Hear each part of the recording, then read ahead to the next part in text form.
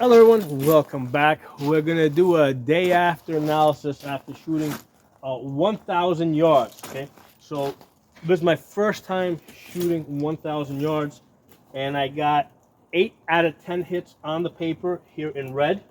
Okay, and the total group is 22 inches. Okay, so that translates into 2.2 MOA at 1,000 yards. Now, granted, it's only on 8 out of 10 hits, but hey, I'm gonna take it. Okay, so what I want to do in this video, because this is my first time that I was shooting 1,000 yards, and I want to tell you guys what it took to get there, right, and be able to make those hits the first time shooting it, so that you guys can do it yourselves, right? And I'm doing this video like now, today. I don't want to do it like 5 years from now, where after, let's say, I've had a chance to, I don't know, do this a whole bunch of times, because then I might have like a different perspective after doing this, let's say, whatever, the 10th time.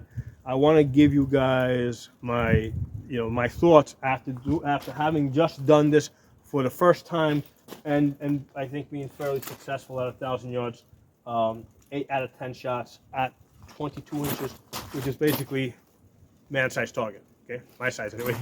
Man, my size type of target. Okay, so first let's talk about the equipment that you're gonna need.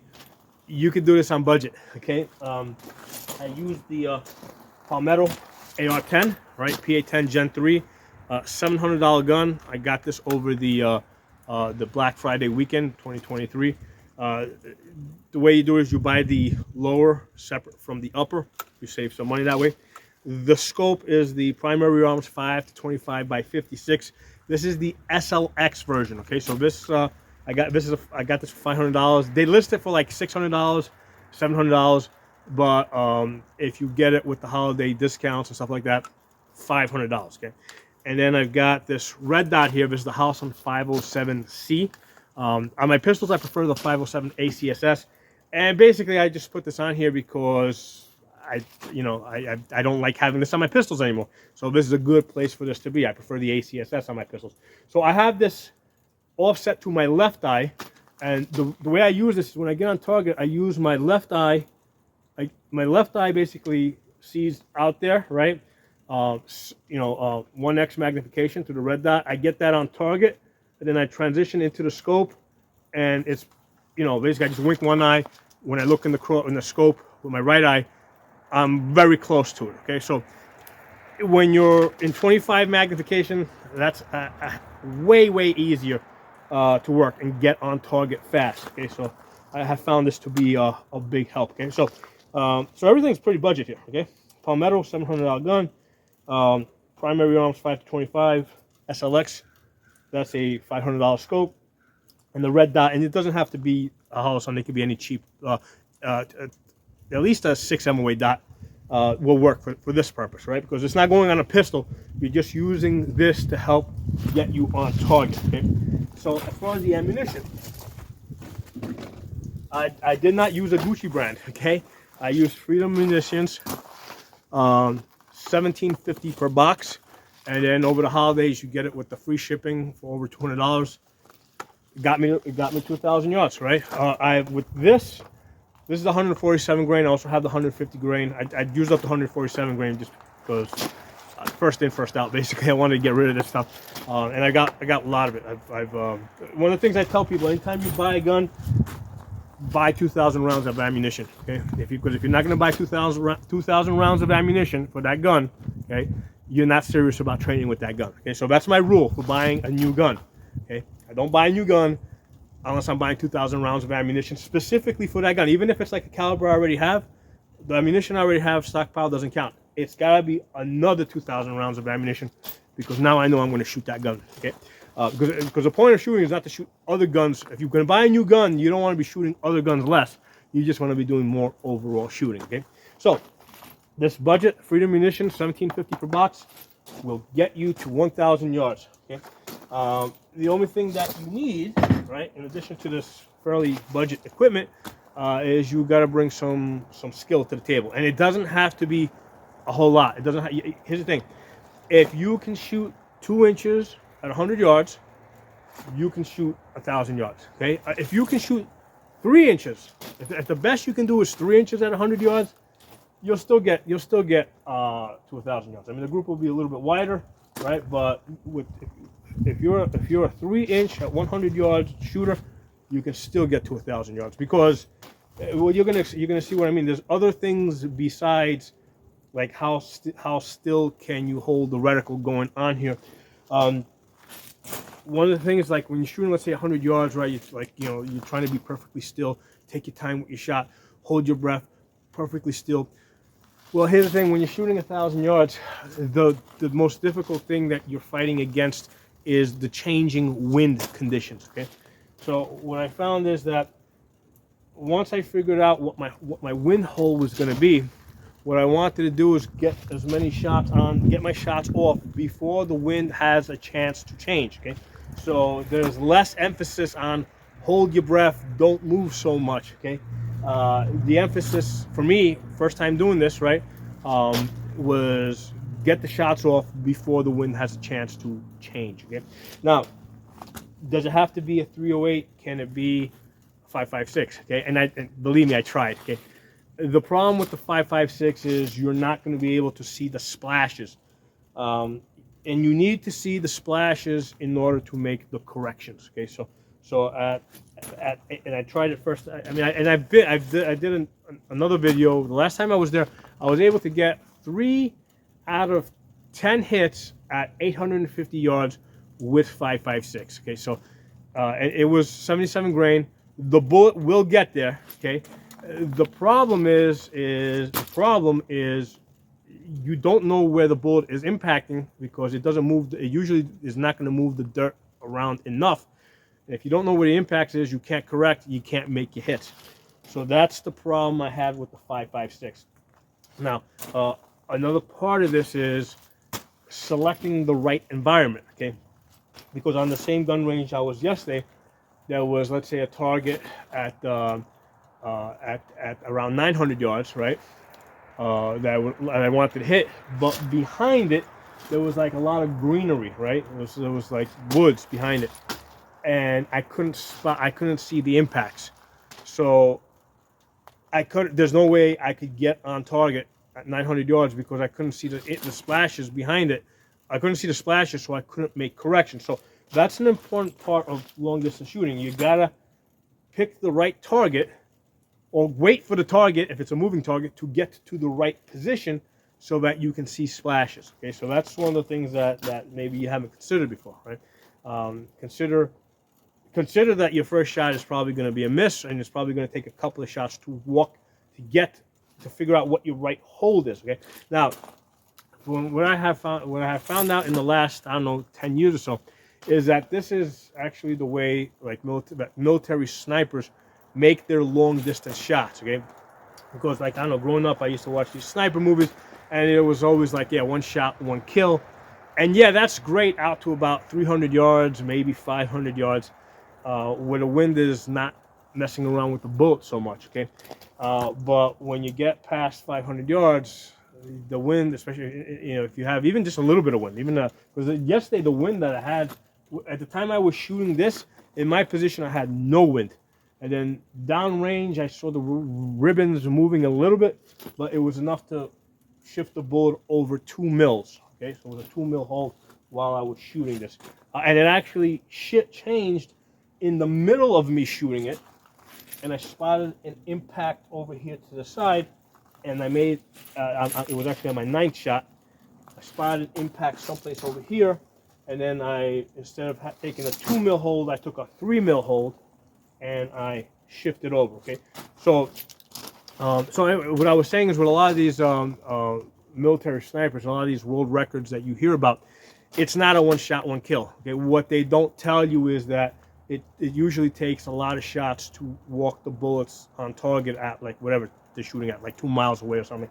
A lot of that has to do with the culture, because from what I heard in Afghanistan, when they were shooting at these guys at like 2 miles away, they didn't think that they would get hit, so they would just stand out in the open and just look back at them rather than take cover. So that's the reason why we've been setting all these, we were able to set all these records, or snipers were able to set these records, because they were able to take multiple shots and their spotter was able to walk them onto the target. Okay, so you shooting for the first time at 1,000 yards, you're probably not going to be working with a spotter.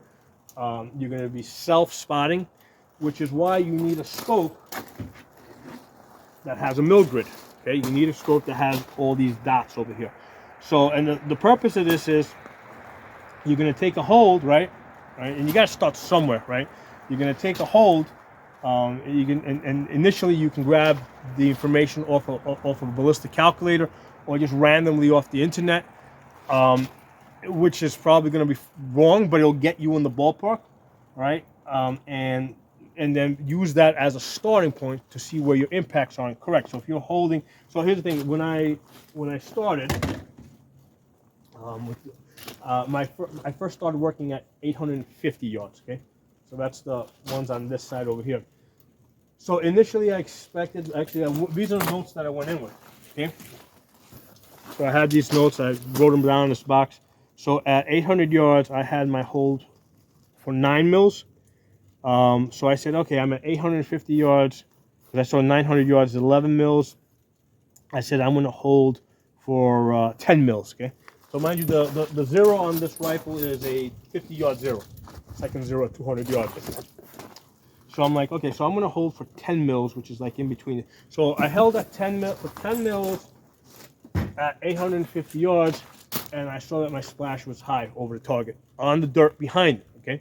Because basically there was, the way it was set up, in the area where I placed this, there wasn't any grass, there was just rocks and stuff like that, so I could spot the splash. And now that's also the reason why you can't do this, why I wasn't successfully able to do this with the 5.56, because believe me, I tried.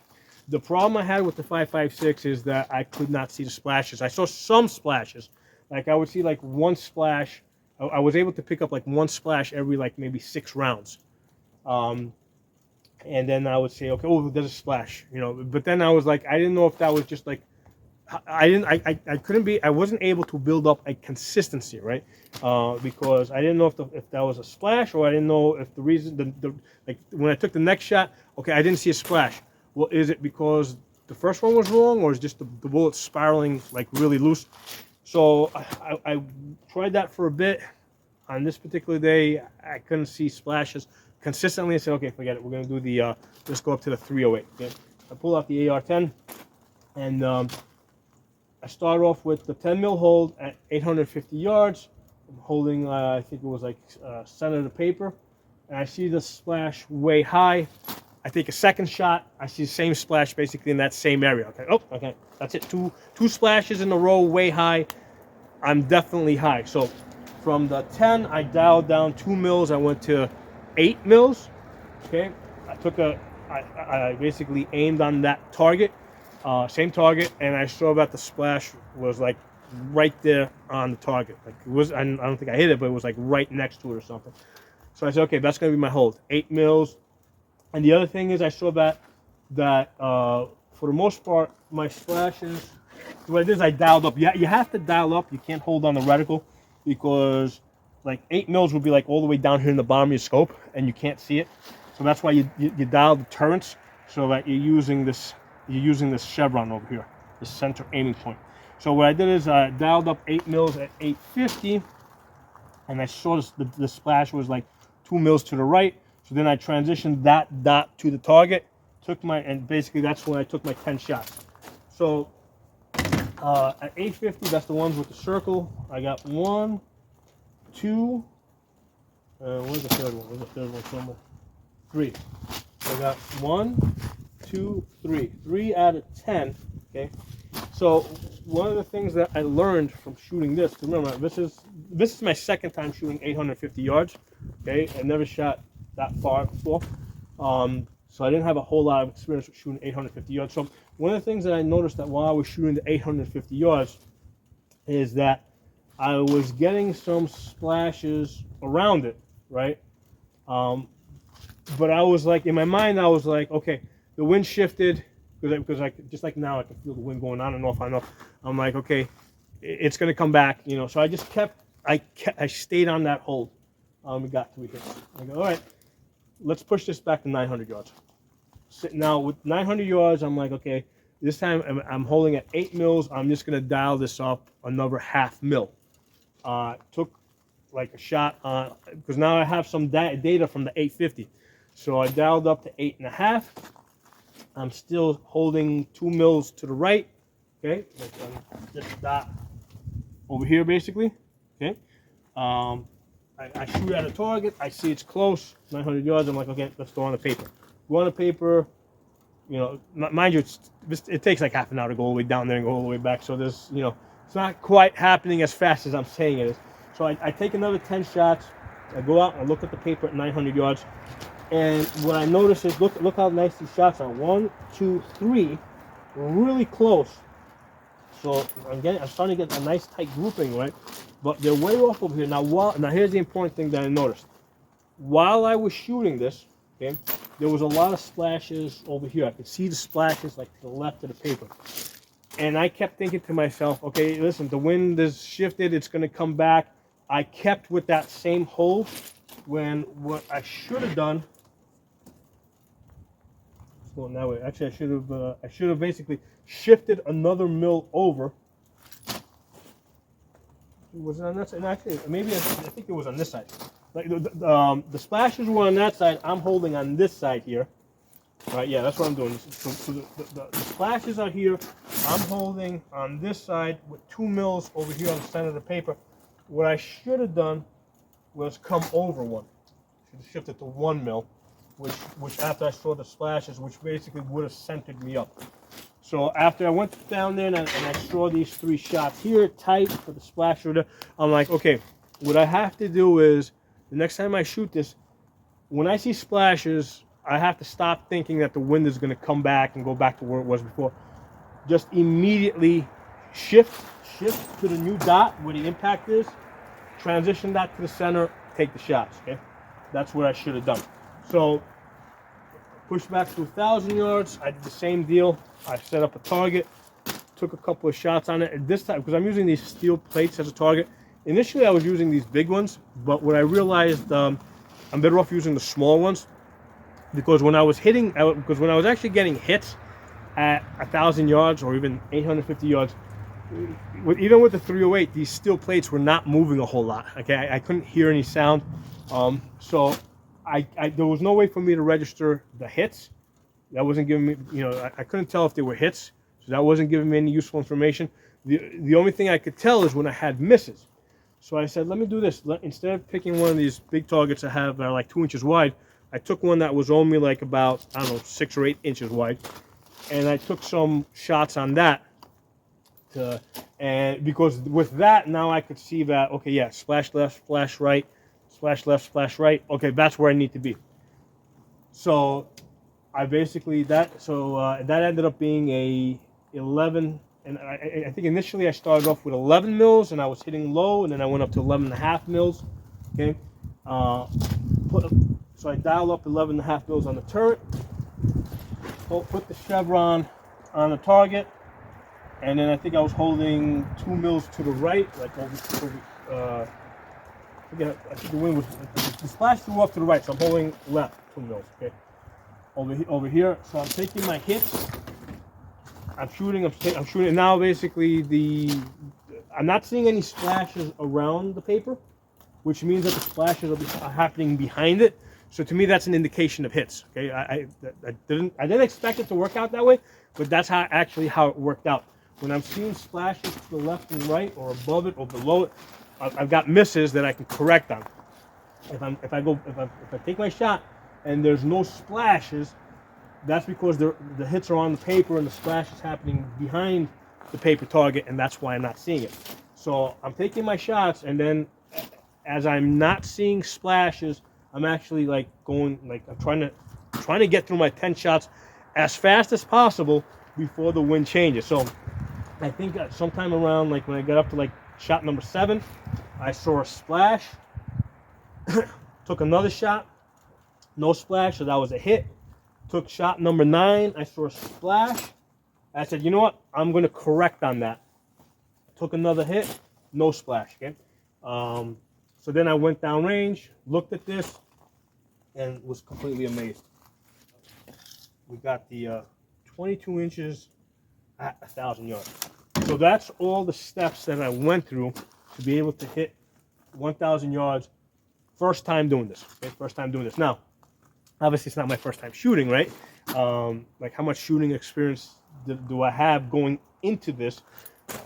Basically, I shoot 100, 200 yards. I can shoot that every day. Okay, not that you need to shoot it every day, but you have to have a lot of experience with shooting 100 yards and 200 yards.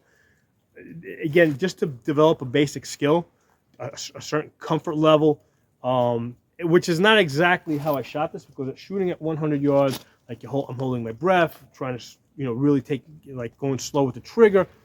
At 1,000 yards, I needed to actually pick up the speed a little bit before the wind shifted on me. Okay?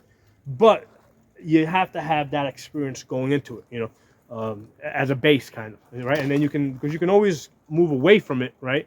You can always get a little bit faster, a little bit sloppier, but if you start off sloppy, it's harder to, like, get tighter, okay, when you need to. So I had a whole bunch of experience shooting 100 yards, 200 yards for many years. 500, you need to shoot 500 yards, okay? Because now that's where you really start working with your holdovers and your dials, and you're going to start seeing some splashes and start correcting on your mill grid, right? Start correcting on your mill grid to see where the impacts are. So you want some practice at 500 yards. Like here in Pennsylvania, you can find lots of 200-yard ranges. Not so easy to find a 500-yard range. I usually got to drive about 2 hours. Getting to a 1,000-yard range, it's a 4-hour drive for me. Okay, so you want to get as much of experience with your holdovers and your corrections on your mill grid, okay, at 500 yards. Okay, and then take that experience over to the 1,000-yard range. And the takeaway, that, like, my lesson, right, was when you see the need for a correction, don't hesitate. Just make the correction, okay? Don't think that the wind is going to come back or whatever. Assume it's not. Take the correction. If you see a splash off the paper, then correct off of that, and then just use each shot to make a correction if you need to, okay? So yeah, that's what it took for me to get 8 out of 10 at 1,000 yards in at 22 inches. One of the things I'm going to say on the mill grid, because this one was the Primary Arms 5 to 25 by 56 scope SLX, right? So it's a $500 one, and the mill grid is the Athena BPR. And I've looked at a whole bunch. Like, I got another scope over there on the table that's got the sharpshooter one, but I've seen images of different reticle designs. Here's one of the things I want to tell you guys to kind of like watch out for, avoid. It's not going to be helpful for you, because you got a lot of reticles out there that have a mill grid, and then on the 1 mil lines, right? Like they like on the 1 mil lines, they'll give you like dots, like every 0.2 mil. Like it'll give you like a 2 mil dot hold. You don't need that fine of a measurement, okay? Not for this, not for self spotting, okay? You might need it for like measuring the height of something for range estimating. And the way this Athena BPR is, they give you like these fine measurements up here, like in 0.2 dots and in 0.1 dots over here. Okay. But for the actual whole, self spotting and spotting your impacts at 1,000 yards with a 25 magnification, 1/2 mil dots are plenty. Okay, if you got more dots than that, what happens is they start to appear like a straight line, right? Because if you got too many dots here, like a 0.2, 0.2, 0.2, it just looks like a straight line. That's not helpful to you. You're better off with just having 1/2 mil dots, where you can like clearly distinguish them and see them apart. And you say, okay, yeah, that's that dot right there.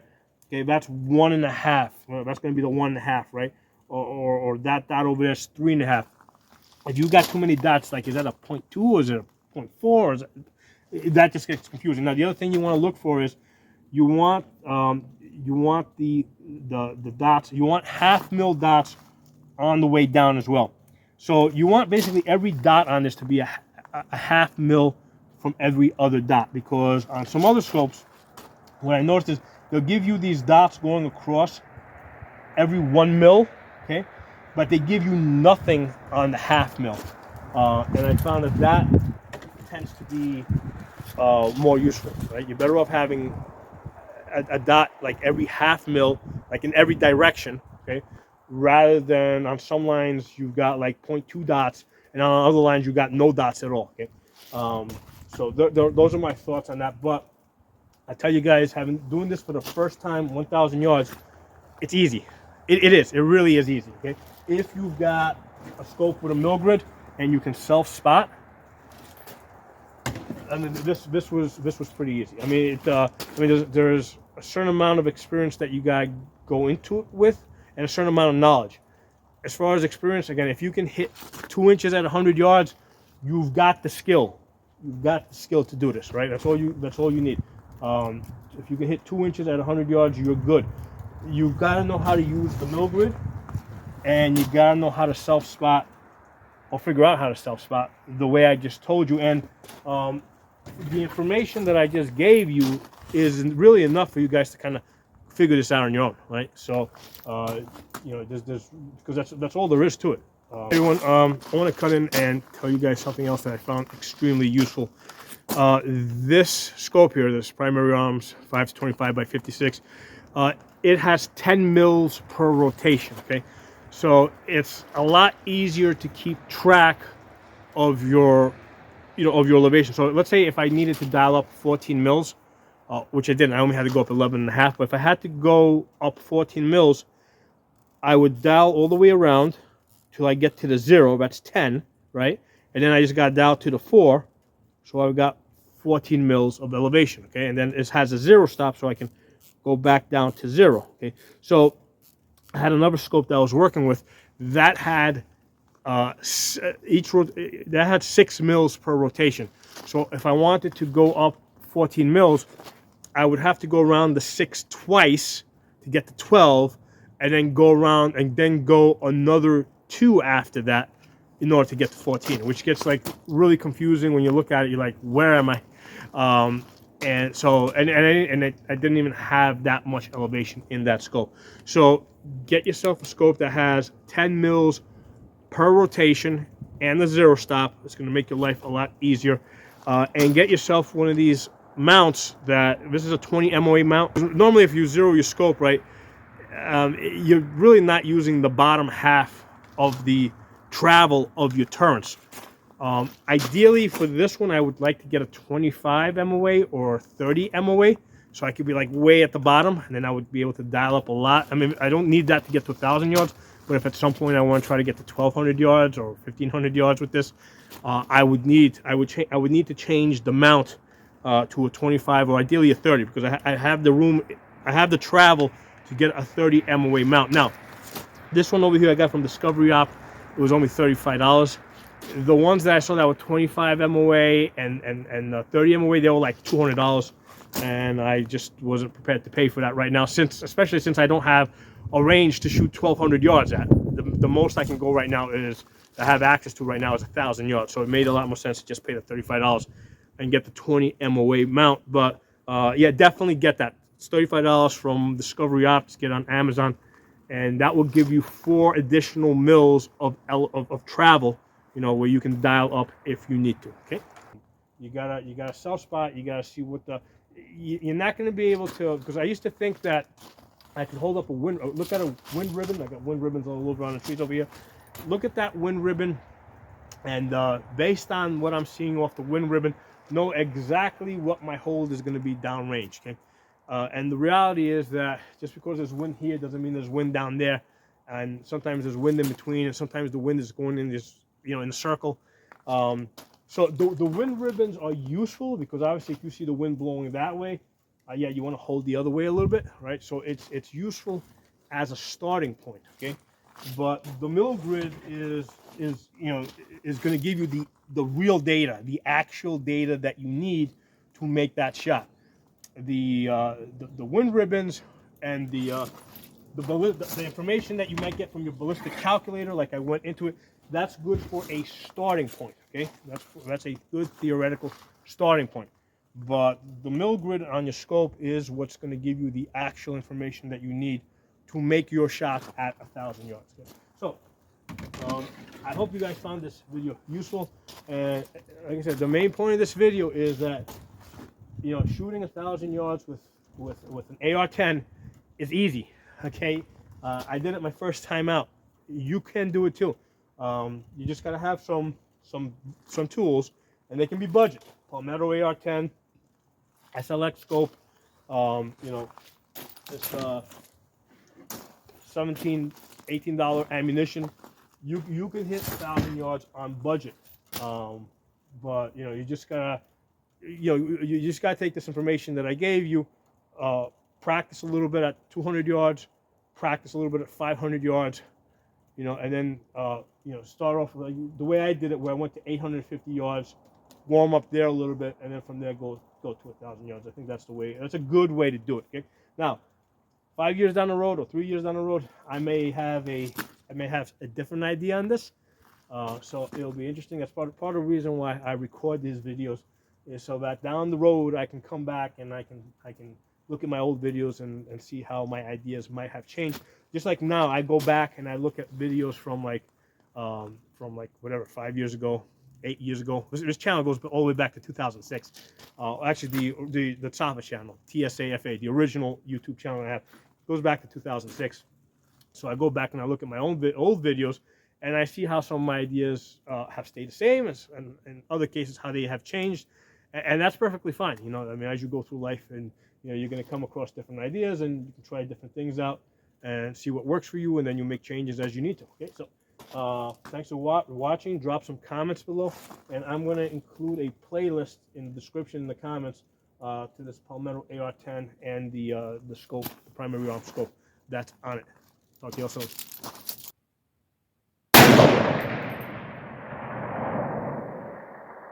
so that was low to the right, around 4 mils to the right. Let's try that again and see if we get a consistent hit in the same spot. 3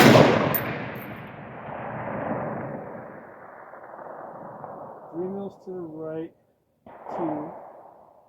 So I'm going to dial up another 2 mils.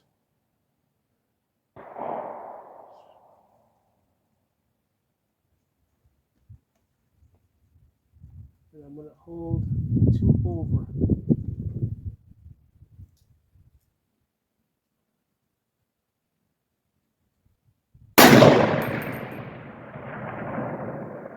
Let's see that.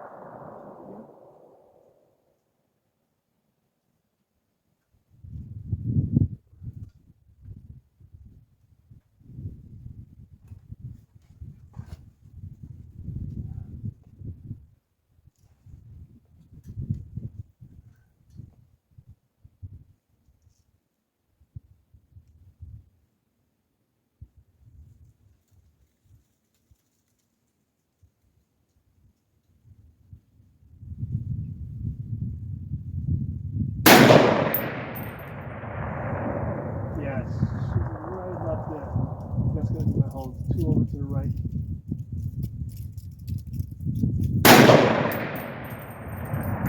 Yeah, it landed about like 3 inches to the right of the target I was aiming at.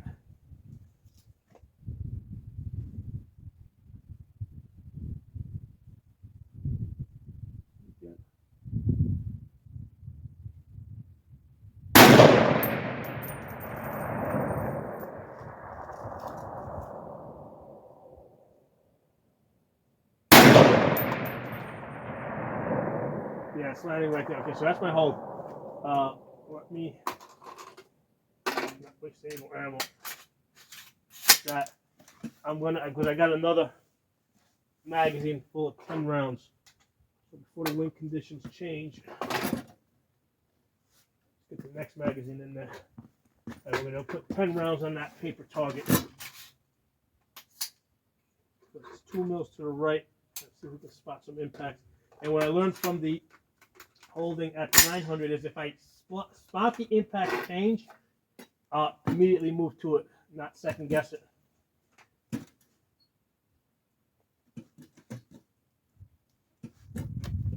Okay, 1,000 yards. Here I come.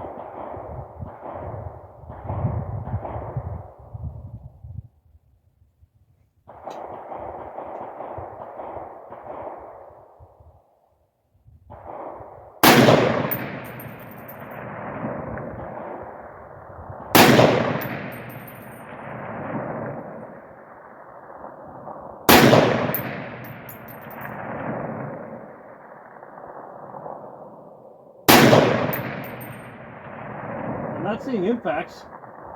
I'm hoping that's because the target's covering them.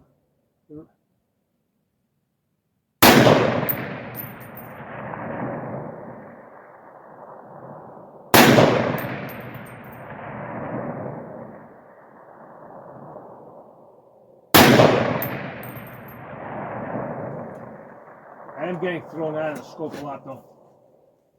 I mean, I can see why people love their muzzle brakes.